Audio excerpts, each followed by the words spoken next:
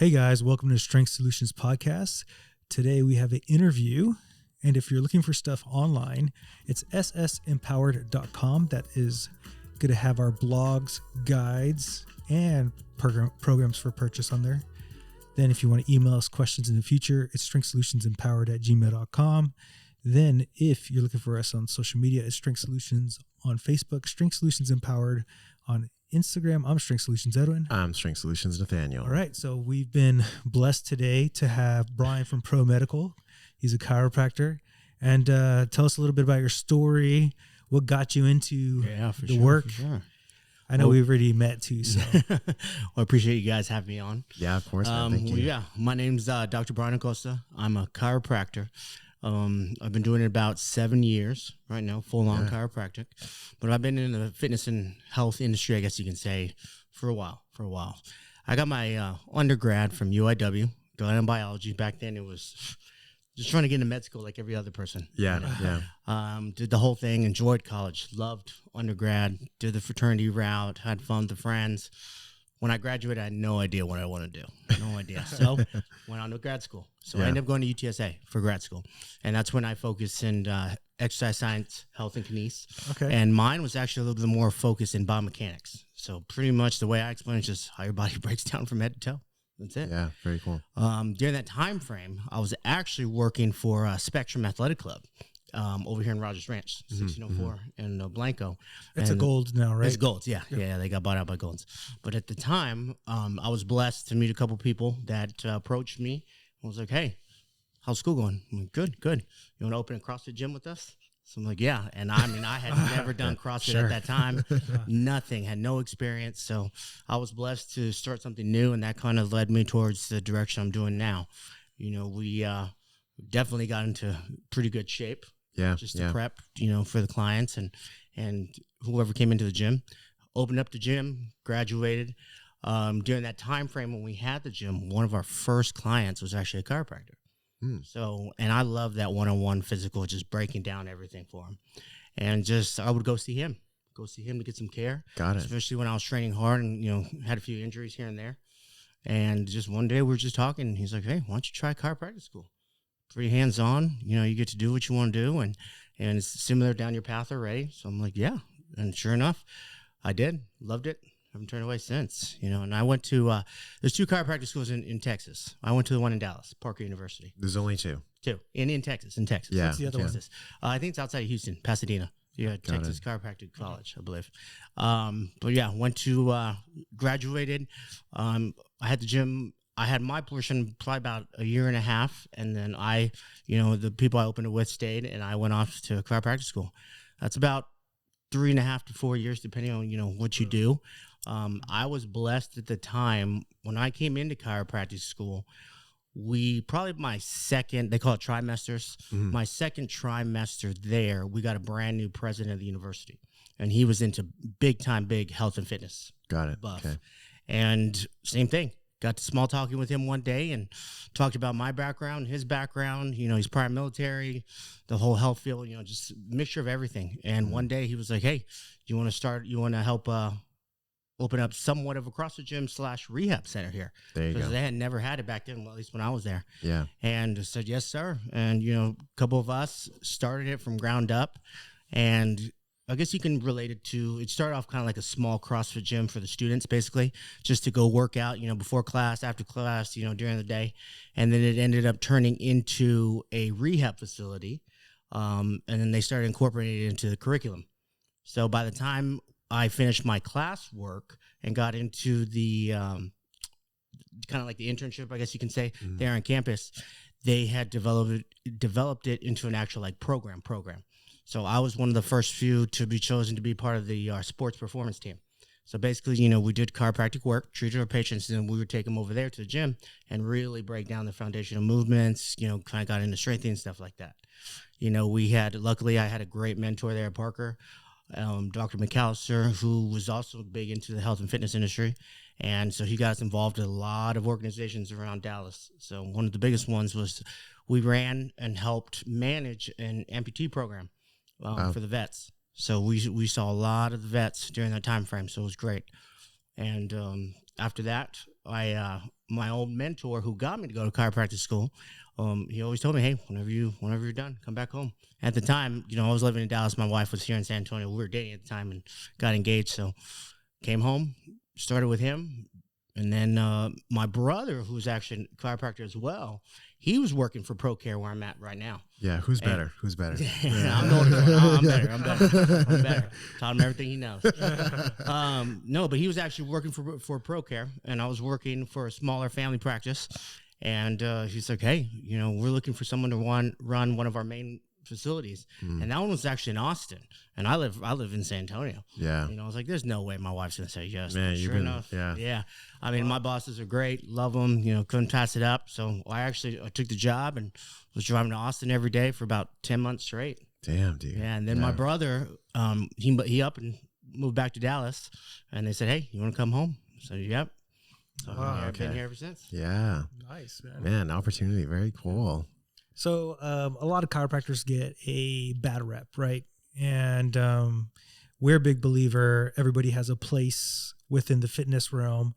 It's understanding that everything's a tool. And I know we had a conversation previously, just like a lot of people think that CrossFit is bad, but it does have a place. It's a sport. Yeah. And it's about doing movements correctly at the end of the day. Exactly. So if you could explain how chiropractic falls into the realm of actually recovery and helping the body feel better. So the way I explain it, somebody coming in off the street, first thing I do, no matter what, that I tell everybody when they walk in, just to ease of mind, is I take x-rays for every single person that walks in my door. So usually what I take is their primary issue of what they're coming in for. Low back, for example. We're going to take your low back. Not only do I get to see what I'm touching, but I can explain it to you as well. So hopefully whoever comes in can see what their body actually looks like. Okay? Very cool. So that's how I started off. So I'll take an image of whatever section they're coming in with, and then I just break it down. Your body, and I usually stick to the spine based off of what chiropractor, mainly focus on. Right. So I always start off there. Your spine's designed to move constantly. When it gets stuck, and it is going to get stuck, and it can be from any type of pressure, sitting on the couch, working all day, working out, doesn't matter. Your body's going to take pressure. When your body takes pressure, a certain segment of that spine is going to lock up. And I usually have diagrams, I have pictures, I have displays, I have everything to show them so they have better understanding. As soon as that spine section locks up, your nerves automatically get compressed, okay? Now everybody's going to react differently, of course. That's usually when individuals get numbness, tingling, pins and needles, burning, a variety of different symptoms. Right after that, your muscles tighten up because it's trying to protect your body from anything else happening. So I explain that as well. Soreness, stiffness, achiness, heavy muscle twitching, spasms can occur, okay? Then depending on the area, same thing. If enough pressure is being put on these nerves, it can cause various bodily symptoms. Low back, constipation, bloating, reflux, loose stools, trouble going to the bathroom. Females, issues with their cycle can occur. I explain all that to them. And then I explain what I do is try to balance out the body, bring it back by the chiropractic adjustment. Okay, meaning I'm trying to move those certain segments to try to bring it back as neutral as possible. Are you going to be perfectly straight? No, because everybody has daily lives and activities. Everybody sits, stands, moves completely different. But my goal is to try to bring that section that's off center, in quotes, try to bring it back to neutral as much as possible. And obviously, and I explain, you guys got to get moving. You got to get some blood flow to hopefully so your body kicks in naturally and says, hey, I've been off for so long. Boom. So, and I'm big on, like I said, health and fitness. So when people come in, they're like, oh, so-and-so told me I shouldn't work out or I'm having trouble working out. I'm like, okay, well, what do you have? And I try to break down their foundational movements. And I'm like, and then they ask me, when do I go back to the gym? I'm like, you can go right now. And they're like, well, I don't understand. Like everything hurts and I can't work out. I'm like, okay. And that's the best time when I got them. For example, if somebody comes in and says, I can't work out. I can't move. Okay. You're sitting, right? I'm like, yeah, stand up. That's a squat. Okay, you sat down, you stood up. Is that your purse on the floor? To most females, or a backpack, your bag? Yeah, pick it up. That's a deadlift. You're still working out. You're just working out in a different atmosphere. That's it. And that's all. That's when I usually get them and try to explain to them, you can always work out. You just got to change it up a little bit. Change it up. Yeah, modifications. Yeah. Also, what I liked about when I went to Pro Medical is y'all had, looked like weights, foam rollers. You said you partner with other doctors. Can you explain that process? Because you don't really see that. A lot of times you go to chiropractic offices, it's like you're in and then you're out in 15 minutes. Seems like y'all have like a really good team to kind of give you a really good holistic kind of approach. Yeah. ProCare Medical Center is great. We're actually a full-on rehab facility. So we focus primarily on personal injury. So a lot of individuals, mainly who get into car accidents. Okay. So that's one side of the business. Okay. And then the other side is me, my own personal chiropractic business, where people coming off the streets to see me. So yes, you do have access to everything in the building. We have a variety of tools, therapy modalities. I mean, you name it, we got it. If not, we do have specialists on staff that we can always refer to if need be. So, I'm blessed to have a little bit of everything to try to incorporate. But I always, especially those chiropractic patients that come in, try to get their history, their background, what they've been through, what they do on a daily basis, what's their job like, just so I can break down, like I said, those foundational movements, do my adjustments, and explain how they're going to relate to when they go back to work or when they go home or whatever they may do. So I know that pain is obviously a big factor, but what does someone look like who's a candidate for chiropractic work? Like, what do they have like symptoms? Is it everybody should get chiropractic adjustments? Technically, everybody should go to the chiropractor if you want to do it. And the best way I tell people like that is the same thing: taking the image. Okay, you want to be perfectly straight. No one's perfectly straight. Yeah. Once you show where those certain areas that aren't perfectly straight, then you just break it down from there. What do you experience this? Have you ever had this? Oh yeah, I have. Then you probably need chiropractic. So you're saying like you kind of would use it as a tool to give your body like maintenance, like if you were to put oil in your car consistently, kind of like that. And you brought up earlier how I can incorporate each, I guess you want to say modality or each profession into the field of what I do. The way I explain it is, I try to go to the foundational point first. I try to balance out your body, your spine, to get you as neutral as possible. Then you go work out to strengthen those surrounding structures. Because if your body ain't strong enough to hold it, you're going to have a higher chance of you shifting right back to where you were. And boom, we're starting from square one again. You can go to a massage therapist. When those muscles tighten up and lock up on you because something's restricted, certain aspects of the muscles might create a little bit more tension than others, depending on how you're moving, what you're doing, creating trigger points. Nuts. There comes a massage right there. Everything's beneficial. You just got to know how to intertwine it, or what came first, what came last, whatever the case may be, and then try to work with that. Interesting. Got anything? So one of my things is, like you said, that working out after you have an adjustment is important, right? To keeping the segments in place and things like that. Do you give out like programs you want people to do? Is there certain exercises you have them do? Let's say if I have low back pain or maybe upper back pain, is there certain exercises that work better or that you prescribe? Every client or patient that comes in, I always give them, it's pretty cool. We have a little QR code sheet based off of a variety of different YouTube videos that we've posted over the years explaining those. So every person comes in, I like to give them the sheet. Hey, take a look at this. Each one, use your phone, scan over the body part that you want to work on, gives you some starting points of things you can do at home or at the office or wherever. And then of course, if they're specific, then I'll break down the movements one-on-one, and then I'll kind of change it from there. Yeah, got it. Have you ever worked with people with like spinal issues, like scoliosis, things like that? Yeah, that's all I focus on. How does that work? So how do you? It depends. It depends. You get a pretty good history, background. When did it start? Where'd you get it from? Have you been in an accident? Whatever the case may be. Why are you coming in here? Let's take an image, see what it looks like, see what we can touch. There are certain issues where you can't. I can't move you. I'm sorry, I can't. But I can move the surrounding structures, at least try to get those to calm down above and below to hopefully take a lot of that inflammation out from that designated area that's taking so much pressure. And then you start incorporating some of the other extra modalities just to try to get as much relief as you can. Can you give me a scenario where you wouldn't touch someone and maybe like educate, let's say someone else goes to another chiropractor and they're like, they see the imaging, like when should you not be touched? So I had, for an example, that's why I'm big on taking x-rays the first day. A lot of individuals, everybody forgets. Oh, I forgot I fell.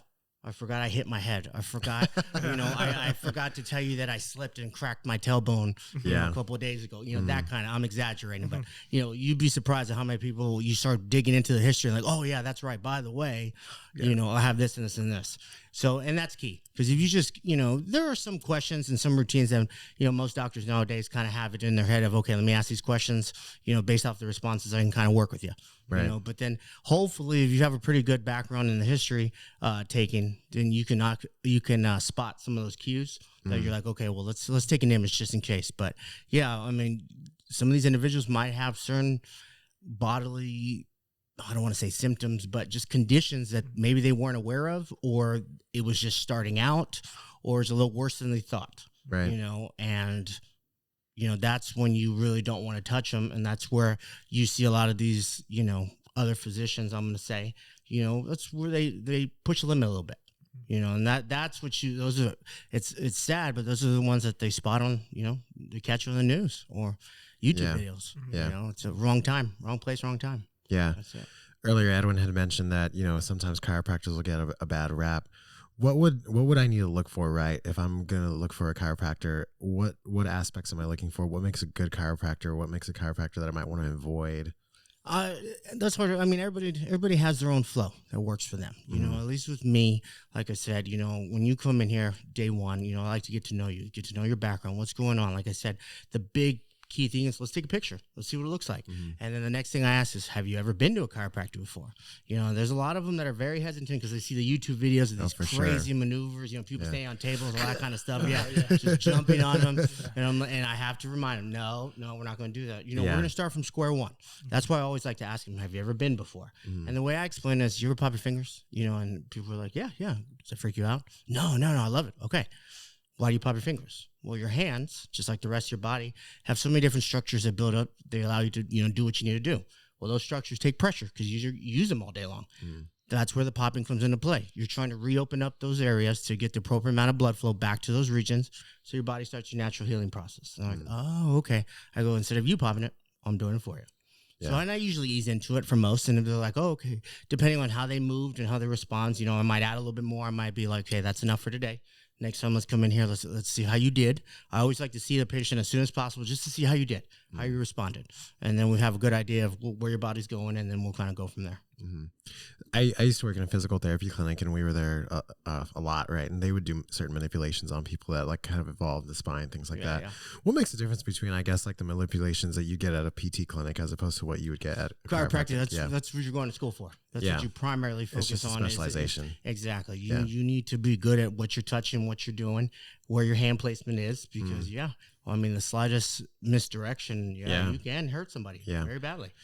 I remember I was having an issue there at one point, and they kind of said that, I guess my question is, have you ever adjusted anybody's ribs around the area? Yeah. Because they're connected to the spine. Depending on the situation, what they got going on, what you can and can't play with, everybody's different. You do a good history, like I said, and see what it looks like. Yeah. And you can go from there. Like I mentioned, when I was in my internship at Parker, the chiropractic school, when we were treating the vets, the amputees, some of them came in, just the amount of trauma they've been through, there's no way you can touch them. Nothing. And literally, most of them, all they did was like soft tissue work on them. That's it. Stretch them out. And you'd be surprised how much that just helped them in general, because a lot of them just didn't move. That's it. But based off their history, what they've been through, looking at their pictures, some of them had, metal rods, running from here to there, like crazy. And it's like, those individuals like that, you can't touch. Yeah. But if you do your history, some people might not tell you, hey, I forgot I got a metal, hip or whatever the case may be, And that's where, you can get hurt if you don't do your background. Yeah. We've networked with other chiropractors in the past, and one of them that we went to, correct me if I'm wrong, Edwin, but I don't know if they only did this, but they had a special tool that they used that was kind of like, I don't know, you place fingers into it and they kind of like shot something out that was like they said it was like a softer type of adjustment for chiropractic. So I have what's called an activator, and it's kind of like that. It looks kind of like it's like a piston, like a little jackhammer type thing. Yeah. And that's, for example, I use those for individuals who can't take a lot of pressure. Okay, who can't take a lot of pressure, who or usually people a little bit higher up in age, softer approach, that's where I usually start off with when I say, hey, look, we're going to do an adjustment. I may not use my hands. We're going to start off with this tool, see how you do. And what I usually do, instead of focusing on the spine, I usually focus on the surrounding structures, the musculature first, work on the trigger points, the knots.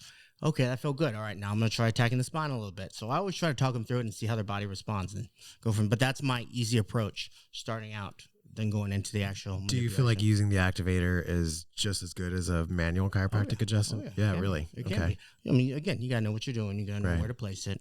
You got to know the individual that can take it, stuff like that. So interesting. So I want to go into your CrossFit days because he's on. I'm not going back there. Because a lot of people, and us included, until we understood coaching on a deeper level, don't understand CrossFit's not what causes injury. Poor coaches is what causes injuries. I know we had a conversation where we were talking and you only had a couple of injuries and they were like out of the blue kind of things, right? So And when I had the opportunity to open the gym at that time, like I said, I was in grad school. So I would open the gym, run all the morning classes, go home, eat some lunch, take a nap, go to school at night. Okay, so most of my classes were 5:30 a.m., 6:30 a.m., 8:30 a.m., and then to noon. And they were all, we used to joke around and say they were all the housewives. You know, all the dads would come in at 5:30 right before work. Yeah. All their wives would come in 8:30, 9:30, noon after that. You know, and my age range from the clients, and I'm just spitballing here, probably maybe 40 to about 75.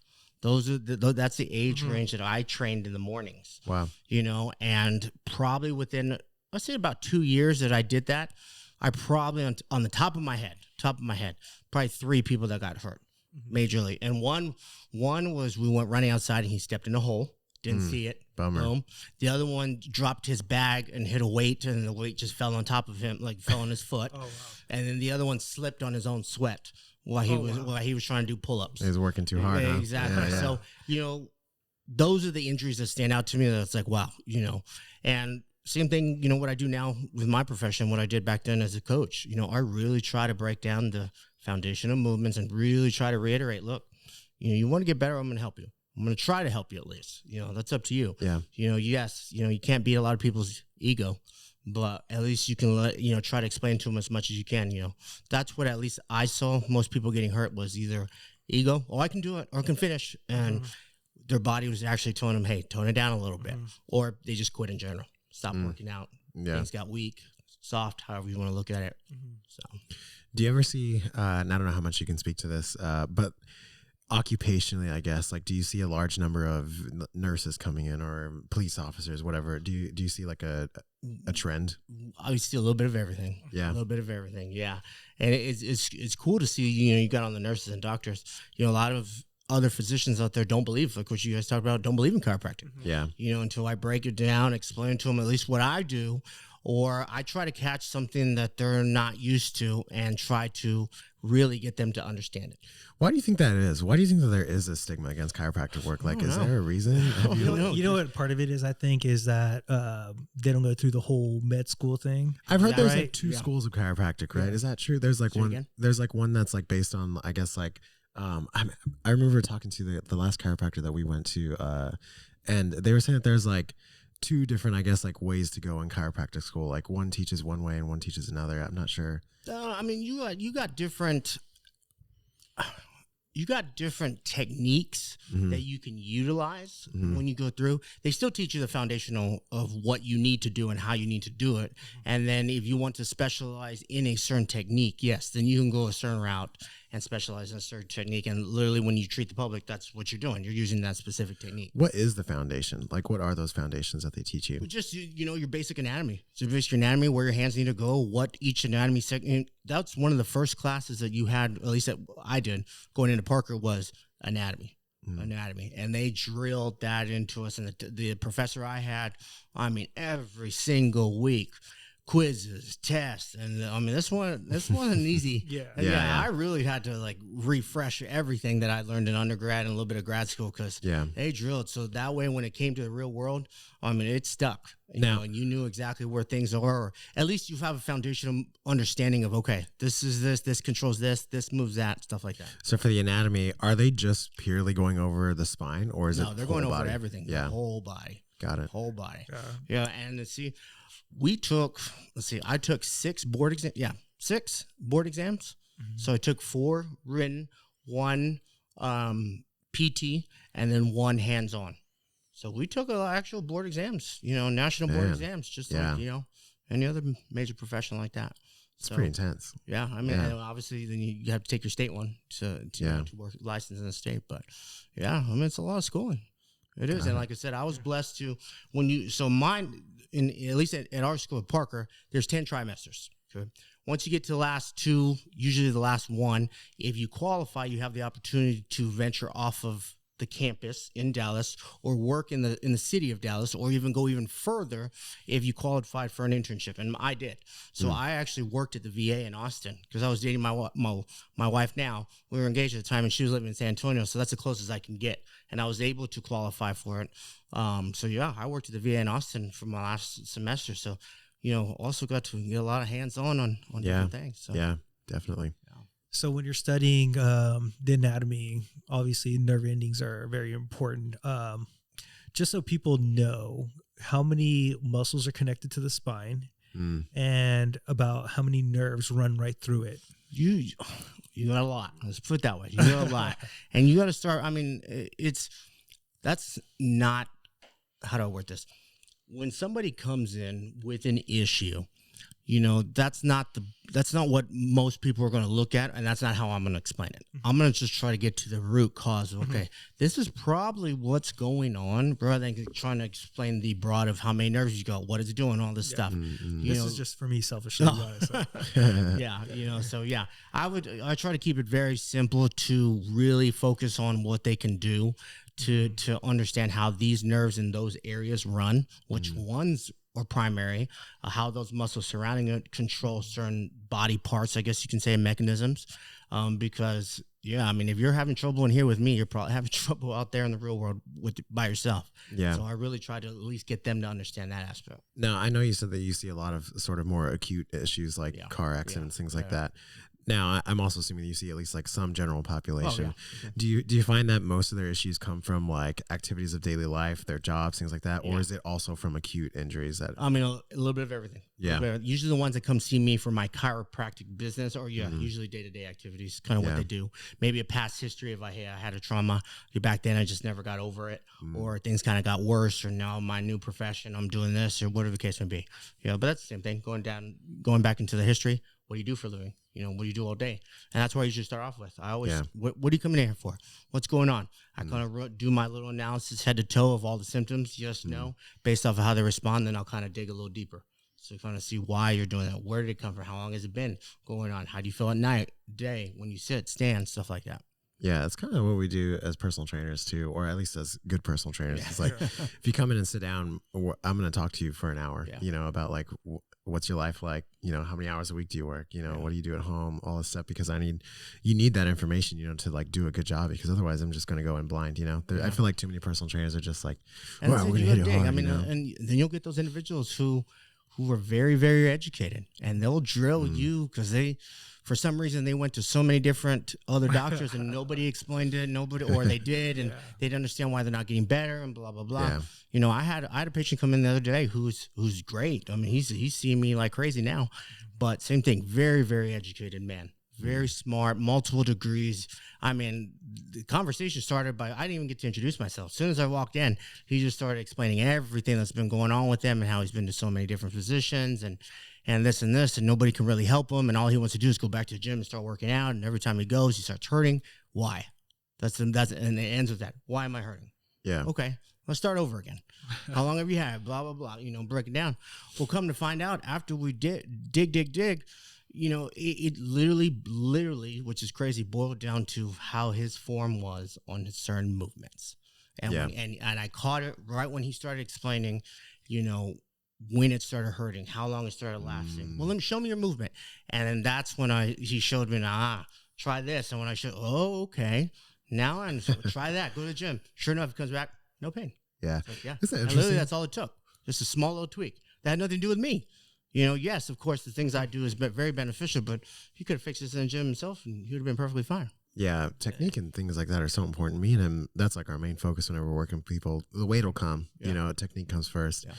On that note too, we talk a lot about how, people will use like weight belts in the gym, right? Or back braces at work. What's your opinion on stuff like that? It depends. I usually recommend for those individuals, especially those individuals who have had some kind of trauma, obviously a brace is going to be there for support. Is it actually going to be there for support of the body, or is it more of a mental thing? Everybody's different, and depends what they're doing as well. So, those individuals who, for example, I treat, like I said, personal injuries, mainly a lot of people that get into car accidents. A lot of them need to go back to work. A lot of them have, manual labor jobs, yeah, I recommend, wear a belt just for support till we get that inflammation down.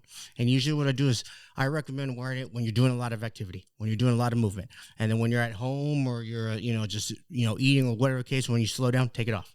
That way your body doesn't get used to it and adapts to it. And then it just ends up getting weak naturally. So.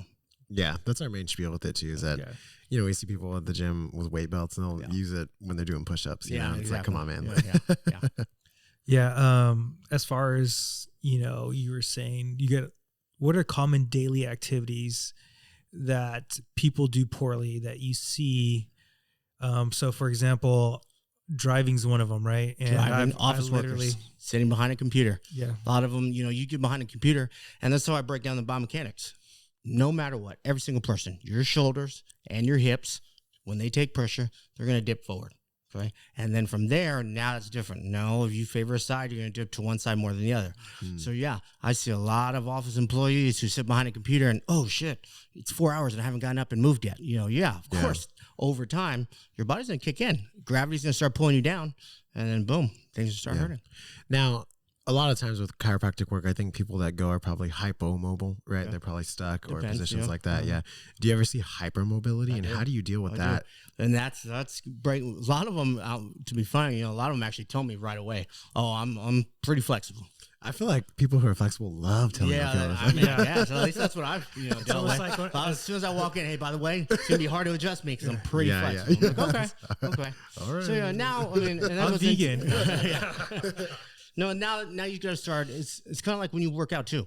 You got to kind of start. I don't want to say winging it, but you got to see how far they can move, what they can play with, and then if you know your anatomy, you know what you're doing. You can tailor some of these movements to try to. Okay, I'm going to angle you a little differently. I'm going to position you this way, and then or I'm going to apply a little bit more body weight than I usually would in this maneuver to really to get you moving. So. Do you find that's harder to adjust people who are hypermobile? Or It just depends. Yeah, it depends on the individual, the size, and stuff like that too. So, do you feel like your biomechanics background is a big advantage? Oh yeah, big time. Yeah. Do most chiropractors have a biomechanics background? No. And that's the kind of program that I was fortunate to help try to develop there at Parker, where I went in Dallas to get going. I mean, now if you look at images on Instagram or Facebook, we had it was a little shack in the corner of the school that was an old utility closet, and we turned that into a gym. The weather came and it was bad a couple of years ago. Tornado came and wiped it out. So, and they rebuilt it, but due to the amount of progress they're getting, they built a brand new gym facility with state-of-the-art equipment, teachers, everything you can think of. And it's pretty cool to know that I, played a little role in that, but that's going into the biomechanic aspect. If you could change the curriculum going to school to learn chiropractic, would you add biomechanics into it? Do you think it's like a required thing? Time. Yeah, I would. Yeah, that's me personally, though. Would you want them to get like a CSCS and then have to personal train? It wouldn't hurt to at least know how to explain it to somebody. Yeah. Put it that way. Yeah. Explain to somebody. And that's where I feel blessed in my aspect is I've had a lot of experience in different atmospheres. Mm-hmm. I've been blessed to have pretty good mentors with the same kind of background I had to really break things down for me and really explain it to me and work with all different type of clients or patients. So. Yeah. Very cool. Yeah. The last question I have is if I'm going to go to a chiropractor, why should I go? Should I go monthly? Should I go every other month? What should be the duration? Or I know it's going to depend on, let's just say I'm an average individual. I'm just coming in there and I just have a little bit stiffness. Is it good to go every month, every other week? Like, what's a good duration? What I tell everybody is when they come in like that for the first time, you come in, you're like, oh, I'm pretty good. I just get pain here and there. So like you brought up earlier, it's like getting an oil change. Okay. Mm-hmm. I'm going to tell you, look, I'm going to see you today. I'm going to see you as soon as possible after that, just to see how your body responded since you've never had it before. Okay. And then after that, our goal is to space it out and get into that maintenance, in quotes, treatment schedule, but then again, you got to start looking at what do you do for a living? How often are you doing it? Have you had previous history, stuff like that? And that determines, when you need it. But at least, and this probably people might disagree, at least once a month, for sure that's a goal for everybody, meaning you need it. You need it in general. Yeah. Do you get chiropractic work still? Oh, yeah. 100%. Do you have issues that you can talk about? Oh yeah. When I was in high school, my senior year, back then, football was everything. I was a middle linebacker, went to private school here in San Antonio, trained all summer. One of the preseason games after the play was over, got clipped, fell backwards over somebody, extended the arm, tore everything in my right elbow. Oof, everything. Dude. Had the option, have surgery right now, done for the season, or you rehab it and you wear a humongous brace for the rest of the season and let it heal on its own. And I didn't want to quit, so I did. So like now, yeah. Such a young guy mentality. It's bad mentality back then. But now, like after a long day, it'll catch up. I start, that's why I really got to watch my biomechanics too. Because my shoulders start hurting. I'm leaning over people all day long, and people range from, tall to short, big, to small. So I got to position myself differently on a daily basis. So yeah, by the time I'm done, I'm a little sore, a little worn out. This might be a kind of a different question. Now, as a chiropractor, right, you work with your hands a lot. Yeah. I've always wondered personally, like, how do you maintain the health of your hand? Like, how do you maintain it continue? Because without your hands, it's like that's their whole job. I really just take care of them. Yeah. What do you do? Like, workout wise, I'll do a lot of grip strength. Okay. A lot of grip exercises just to maintain that grip, that firmness that I can. What are some of the exercises? Let's see.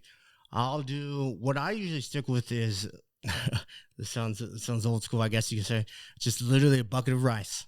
And I'll sit there. That's literally all I'll do. I'll use the weights, and do what I usually do is take maybe like half pounders, fives, depending on what I'm doing, and go through my movements that I'll do as a chiropractor. How I'll, adjust certain patients where my hands are going and stuff like that with weight behind it. So when I actually do it, it'll make it, make it a lot easier for me. Resistance training, I guess you can say. Dude, but if you're just plain and simple hands, I'm plain and simple. I go back to the foundations. I'll just stick my hand in that rice and do my exercises. Yeah, one of the ones that we know, or one of the reasons I know that rice training is so good is because of the, and we talked about this, you talked about it, like the amount of surface area that it touches and how it activates the nervous system more to get more out of it, as opposed to just like gripping a dumbbell or a kettlebell or something like that. Yeah. Very cool, man. That's awesome. Yeah. Anything else? All right. Do you have anything else? No. Any questions for us? Yeah. No. You guys have pretty much, kind of answered him while we were talking with each other. Do you refer people out to personal trainers? Yeah. Do you ever do that? Yeah, I'm always looking for, and usually with my background, I'm blessed, like I said, to have the education I have to kind of help people. A lot of people come in and ask me for a routine. I really don't give routines. I usually, what do you do? Tell me what exercise you do. How about that? Do you have any issues with any exercise? And I try to go from there. But yeah, I'm always looking for new referrals around my facility. That way I can refer the patient out to wherever they're located to go see a trainer. Yeah. I think here's my final question. If you could give one exercise that you think is the best to maintain the health of the spine, what exercise would it be? Perfect squat. Perfect squat. And that's usually how I get everybody to. Perfect squat or perfect deadlift? Which one do you think? Squat. Okay. Yeah. Why squat over deadlift?